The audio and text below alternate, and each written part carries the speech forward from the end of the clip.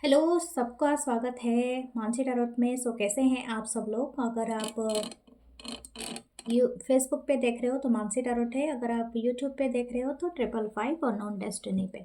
सबका स्वागत है और आप सब बढ़िया होंगे ऐसे मैं आशा भी करती हूँ और दुआ भी। सबको मेरी Christmas and love you guys, love you all. And हम स्टार्ट करेंगे आज का रीडिंग। अगर आप न्यू हैं तो आपको वेलकम है और आप हमेशा से हो तो थैंक यू। प्लीज़ सब्सक्राइब करें, पेज को लाइक करें, चैनल को सब्सक्राइब करें and love you guys, love you all. अगर आप चाहते हैं प्राइवेट सेशन रीडिंग लेना या क्रिस्टल ब्रेसलेट कुछ भी परचेस करना, मेरा ओरेकल डेक परचेस करना, तो आप मुझे मैसेज कर सकते हैं मेरे व्हाट्सअप नंबर के थ्रू जो है 8926379155। तो हम चलते हैं आपकी रीडिंग की तरफ, देखते हैं क्या एनर्जी सेंटर कर रहा है। ओके, प्लीज़ लाइक करें, कमेंट करें, शेयर करें। Thank you, love you guys, love you all. Okay,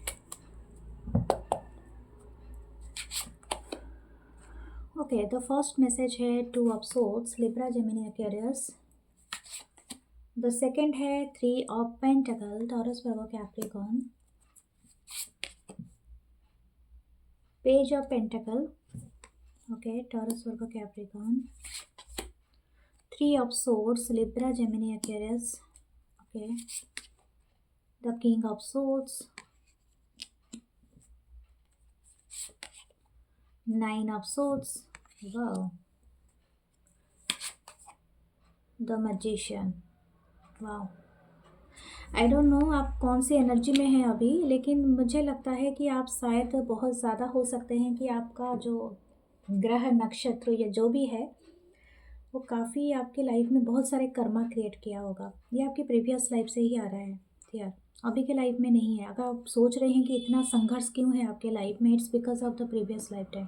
कुछ ऐसा है जो कि आपकी लाइफ में, मतलब जो बोलते हैं ना कि प्रारब्ध, आप वही चीज़ को आप सफ़र कर रहे हैं। मुझे ऐसा लगता है बहुत केओटिक लाइफ। आप शायद कोई पॉलिटिशियन भी हो सकते हैं जिन्होंने बहुत संघर्ष किया होगा, बहुत ज़्यादा मतलब डे टू डे आपको चैलेंज मिला होगा, या तो आपके साथ बहुत पॉलिटिक्स होता होगा। आप जहाँ पर भी काम करते होंगे ना, बहुत सारे लोग आपके ऊपर जेलसियस नज़र रखते होंगे। ये आप सिर्फ नहीं हो डियर, ये मैं भी हूँ, मैं भी बहुत सारी चीज़ों पर फेस कर चुकी हूँ। तो ये आप सोच के ही चलिए। तो ऐसा कुछ नहीं है, लेकिन ये इसके पीछे एक कारण है क्योंकि आपको इतना सफ़र किया जा रहा है, क्योंकि आपका जो लेसन है ना वो बहुत बिग है। ठीक है, आप कुछ ऐसा क्रिएट करोगे इस लाइफ टाइम में जो कि सबके बस की बात नहीं है। आपको उसके लिए साइन किया गया है, ठीक है, मतलब बाकायदा आपको भेजा गया है धरती पे इसी वजह से, क्योंकि आप उस चीज़ को कर सको। यू आर ए डिवाइन, मतलब आप एक डिवाइन पावर होल्ड करते हो। बस ये आपका टाइम है जब ये अनलीश होगा। 5 ऑफ पेंटिकल, हो सकता है आपने बहुत जगह में इन्वेस्टमेंट किया है, आप बहुत जगह में फेलियर हुए हो, शायद बिजनेस के में हो सकता है, या तो आपके क्यों हो रहा है इसका मैं अभी बता रही हूँ आपको कॉज क्या है। अगर आप कुछ साल के पहले देखो, 2 साल पहले जो आपका फेलियर हुआ होगा बिकॉज ऑफ यू, आपका जो डिसीजन मेकिंग था वो पुअर था। ठीक है, हो सकता है कि आप कोई चीज़ को बिना सोचे समझे आपने इन्वेस्टमेंट कर दिया, या कहीं पर आपने किसी को बहुत ज़्यादा भरोसा कर लिया जो लोगों ने आपको धोखा दिया। ये थर्ड पार्टी इशू हो सकता है, या तो ये आपके खुद के ही कोई वर्क स्पेस में हो सकता है, या तो कुछ ना कुछ ऐसी चीज़ें जो कि चीज़ें आपको सर्व नहीं किया। लेकिन मैं आपको एक बात बताऊं, आपके पास ना वो डिवाइन ताकत है। जैसे मुझे यहाँ पर बजरंग बली का याद आ रहा है, जैसे मुझे यहाँ पर ऐसा लग रहा है कि कोई माता है जो कि आपकी मतलब कुल देवी या प्रतिष्ठा से जुड़ा हुआ है, something like that. They protecting you. ये बहुत ज़्यादा पावरफुल मतलब नज़रिया है। आपको ना कभी कभी हनी बीज वगैरह दिखाई देते होंगे आपके आसपास, बहुत मेहनती होते हैं हनी बीज, आप उनको हमेशा देखिए। अगर आप हनी का कोई बिजनेस भी करते थे ना, तो ये जो लाइफ में है ना, हनी बीज क्या होते हैं ना, वो करते बहुत काम है, दिन भर परिश्रम, लेकिन इनका जो फल है ना वो दूसरे लोग लेते हैं, जो हम लोग खा लेते हैं, राइट। तो हनी खुद वो जितना खाते नहीं है उससे ज़्यादा वो बना लेते हैं, तो सभी उसको ये करते हैं। तो वैसा ही कुछ है आपका लाइफ। आप जब भी परेशान हो जाओ, समथिंग अबाउट द हनी बीज, ये आपके लाइफ में कुछ है।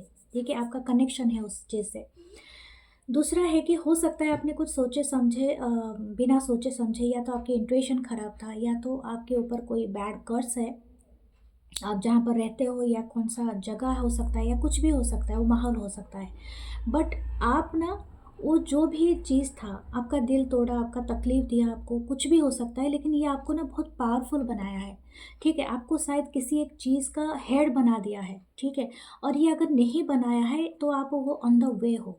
आपका दिल टूटेगा, आपको आपको तकलीफ़ होगा, आपके लोग आपको ये करेंगे, लेकिन आपका अगर सही रहा, नियंत्रण रहा, अपने दिमाग के अगर खोल पाए वो दरवाज़े, तो यू गोना बिकम दैट, मतलब आप बहुत पावरफुल बनोगे। आपके लाइफ में ये है, ठीक है?